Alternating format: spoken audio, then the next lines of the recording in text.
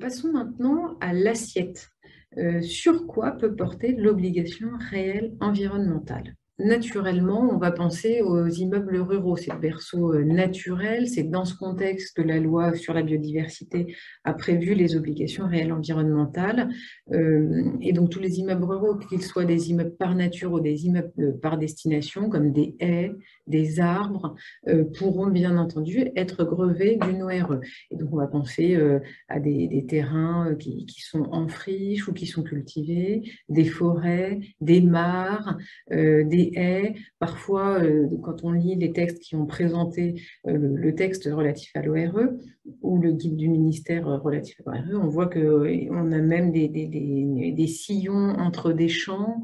Voilà, beaucoup d'éléments peuvent être l'objet d'une ORE, et donc ça peut être soit un grand terrain, soit au contraire un élément très spécifique qui sera de faible importance, mais, enfin de faible importance en termes de taille, mais qui aura probablement une importance forte dans le cadre de la protection de l'environnement ou de la restauration de la biodiversité.